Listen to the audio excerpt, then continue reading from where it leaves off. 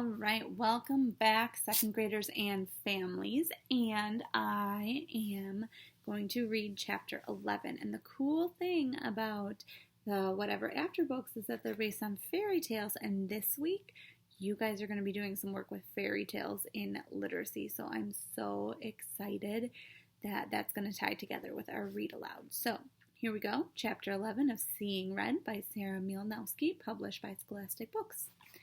Let's make a deal. One last jump in the ball pit, Nana asks. I like the way you think, Lolly says. Just a quick one, I say. 1, 2, 3, Jonah counts. Cannonball!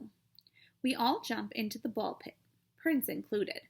When we pop up for air, Jonah has a red ball stuck in his hair. Lolly brushes it off, and Jonah blushes. Nana and I look at each other and grin. Jonah's crush on Lolly is pretty cute. Okay, time to go, Nana says, pushing herself out of the pit first and then helping the rest of us out. We straighten up the McDooley's house the best we can, then head to the door. We climb down the ladder one by one, Lolly leaping 3 rungs at a time. She really is good at climbing up and down ladders. Maybe she could be a professional ladder climber when she's older. Is that a job? Probably not.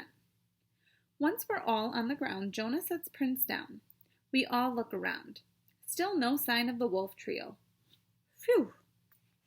I glance at my watch, and it's only 5. Perfect, Lolly says. We lost them.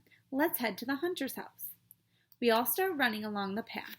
I have no idea how Nana manages to run in those fuzzy slippers, but she does. Ow! Ha ha ha ha ha. No. The really tall wolf steps into my path. His chest is white.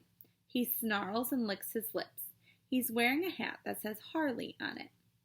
Oh, hello, a female voice says. Going somewhere? I whirl around.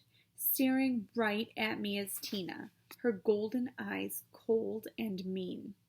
Her older brother, the short one, whose fur is dark gray, is beside her, sharpening his claws against the tree trunk beside him. He must be Thurston.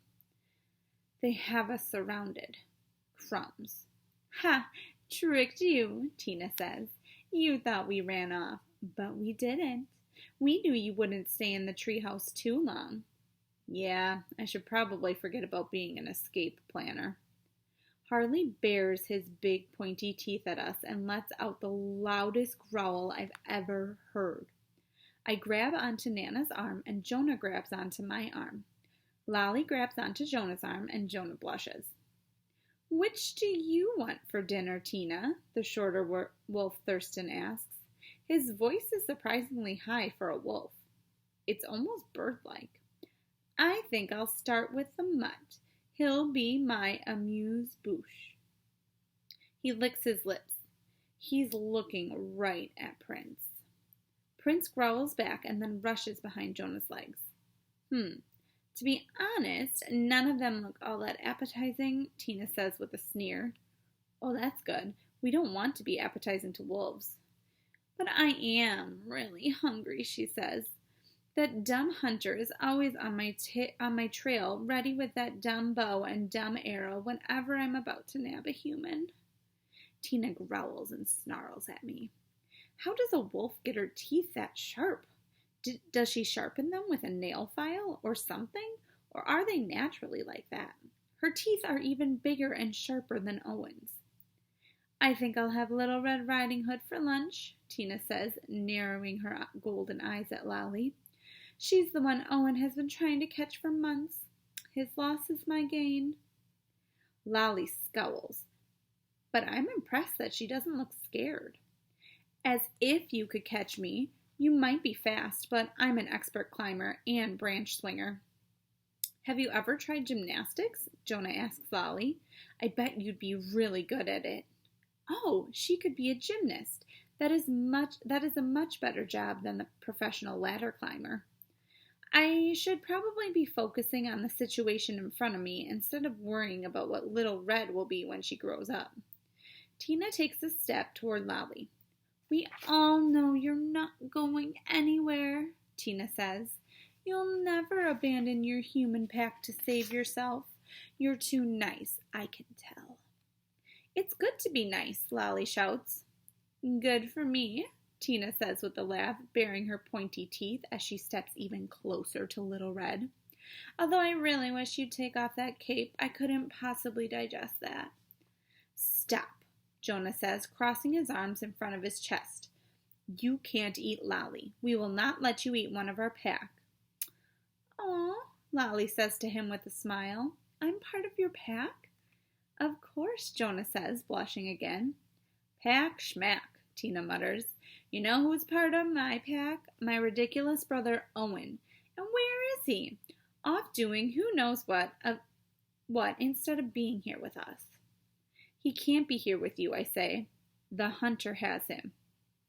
Tina's eyes narrow. What? Oh, Tina clearly hates the hunter. I take a step toward her. What was that phrase I once heard Mom say?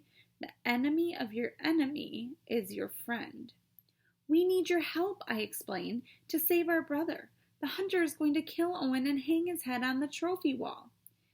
Ew, Tina says. That's just creepy. Right, I agree. Why didn't I ask the wolves for help sooner? Of course they'd help us. We're trying to save their brother. So you'll come with us to save him? I ask hopefully. No. Tina snaps, her outrageously sharp white teeth glowing in the setting sun. Survival of the fittest is the name of the game out here. What? Seriously? I ask, shocked. Come on. The hunter has Owen in his treehouse right now. He's going to kill him at sunset and add him to his trophy head wall. How could you not help? This is your brother we're talking about. Who cares? Tina asks, examining her claws, which I now noticed are polished a sparkly light blue. Who cares? Who cares? Owen is your family, I say. Family is everything. I dart a glance at Nana and Jonah and Prince. Family. My family. No, meals are everything, Tina says, advancing toward me. Yummy food. Ugh, she's the worst. And all she cares about is food. What are we going to do? Suddenly I have an idea. Oh, I know where you can get a really delicious, juicy hot dog. Do you like hot dogs? I've never had a hot dog, she says. She points to Prince. Will you just warm him up? Thurston and Harley look intrigued. Prince stiffens, his ears flat against his head. Ew, I scream. No, you're not eating my dog. What's wrong with you? Hot dogs are not made of a dog. They're made of, I don't know, but they are real food. And they're the best, Jonah chimes in, especially with ketchup. Or mustard, I add, in case the three wolves like the same things as their brother. Tina lifts her chin and studies me with her golden eyes. Where can we get one? I turn to Nana. I know you said it was stealing, but this is urgent, I whisper.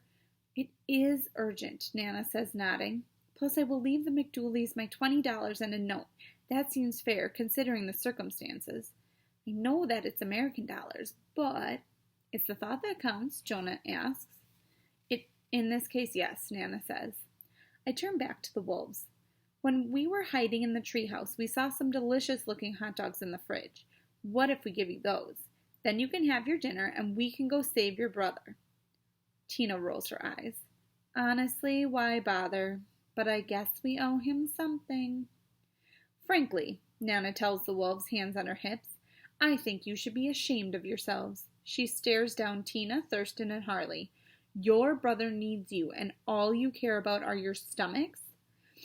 That's right, Tina says. Now get me those hot dogs, and you're free to go. Fine, I snap. The five of us turn and start to walk toward the McDouleys' tree mansion. Oh, no, you don't, Tina snarls, grabbing Nana's arm. I gasp, but Nana remains calm. The old lady is staying with us. Collateral. If you don't come back with the food, she's dinner. Her name is Nana, I mutter. Show some respect. Whatever, Tina says, licking her lips. Now get me my dinner. They can't take Nana, Jonah cries, reaching for her. I pull him away. I don't want to leave Nana behind with the wolves either, but we have no choice. I'll be fine, Nana insists, nodding at us, but hurry back. Oh, goodness. So that was a big chapter. So now Abby and Jonah and Lolly and Prince are going to go get some hot dogs and hopefully get back in time. And I noticed that, remember how Nana said when she used to go into fairy tales, she was timid and shy and she was scared? Well, she just totally stood up for herself and for her family when that happened. So I even sense a change in Nana's character. All right, we will be back tomorrow for chapter 12, which is called A Trade. Have a good Monday, everyone.